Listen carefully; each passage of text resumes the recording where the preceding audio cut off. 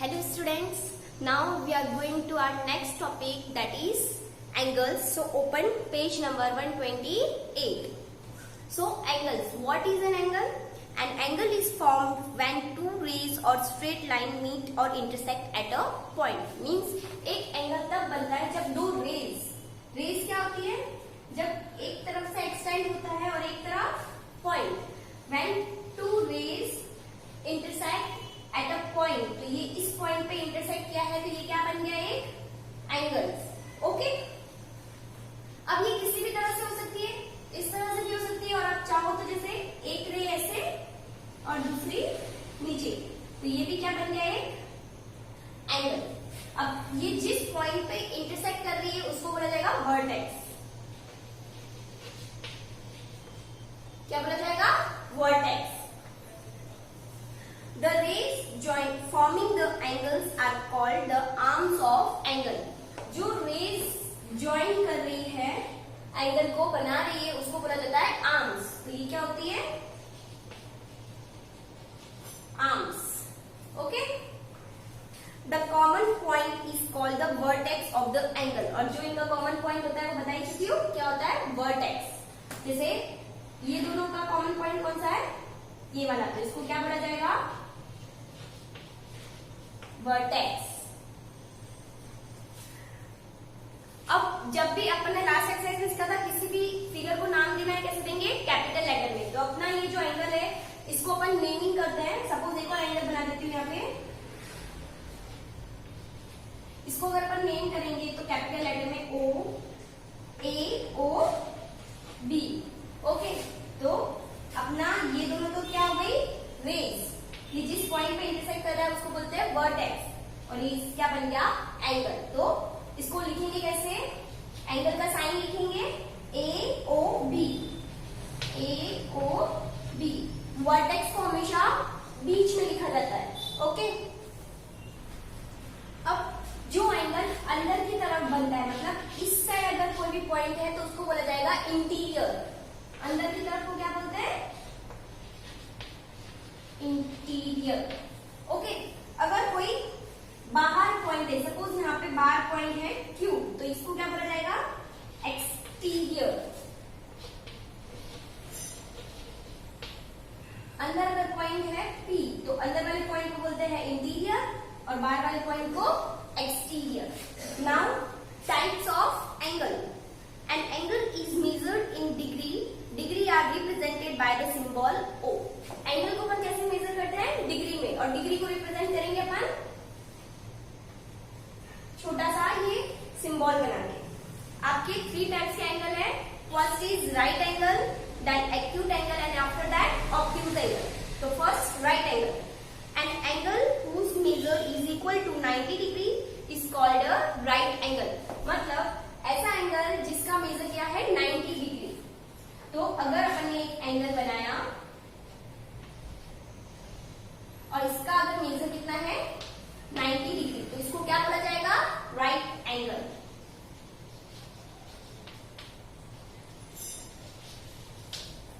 Okay. Acute angle. An angle whose measure lies between 0 degree and 90 degree is called an acute angle. ऐसा angle जिसका measure 0 degree और 90 degree के बीच में है, ये 90 डिग्री को बोलते हैं राइट एंगल. अगर बीच में, जैसे कि अगर सपोज 2 रेज है, मतलब एक रे इस तरफ और एक इस तरफ. ओके. तो सबसे पहले इसको नेम कर देते हैं. आपको दिया हुआ है LON और इसका मेजर है अगर 60 डिग्री, तो ये 0 डिग्री से ग्रेटर है बट 90 डिग्री से स्मॉल है, तो ये कैसा होगा? Acute angle. तो एक्यूट एंगल का मेजर कितना होता है? Greater than 0 degree but smaller than 90 degree. Last is obtuse angle. An angle whose measures lies between 90 degree and 180 degree is called an obtuse angle. ऐसा एंगल जिसका measure 90 degree से greater but 180 degree से smaller होगा तो उसको बोला जाएगा obtuse angle. तो देखो, एक रे है और दूसरा अपन ने इस तरह बना दिया, तो ये इसका अगर मेजर है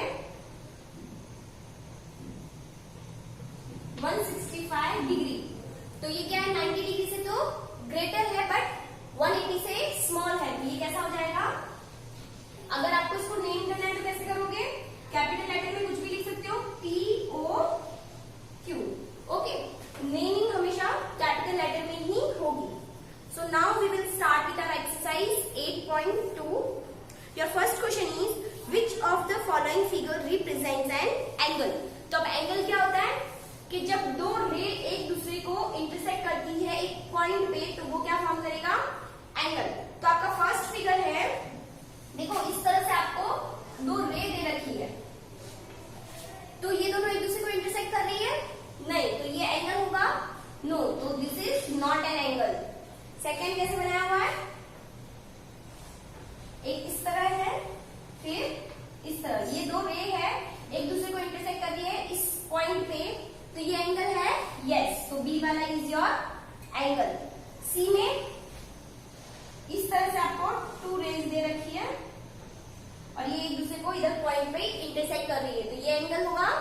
यस, तो सी भी एक एंगल है। और डी, दो पैरेलल लाइंस दे रखी है, वही है रे, एक इस तरफ है, दोनों सेम डायरेक्शन में है। अब ये तो क्या है? पैरेलल लाइंस है, ये एक दूसरे को कभी इंटरसेक्ट नहीं करेगी, तो ये एंगल होगा? नहीं होगा। तो फर्स्ट में एंगल कौन कौन सा है? बी एंड सी, बिकॉज ये दोनों एक दूसरे, इसमें जो दो रो है रेज है वो एक दूसरे को इंटरसेक्ट कर रही है एक पॉइंट पे। Next question is in the given figure name. Your first question is the angle. अब ये जो गिवन फिगर है इसमें एंगल कौन सा है? देखो ये टू रेज है और ये इस पे इंटरसेक्ट कर रही है पॉइंट बी पे, तो एंगल क्या हो गया? ABC। जिस पॉइंट पे इंटरसेक्ट कर रही है वो पॉइंट हमेशा मिडल में लिखा जाएगा। तो कैसे लिखोगे?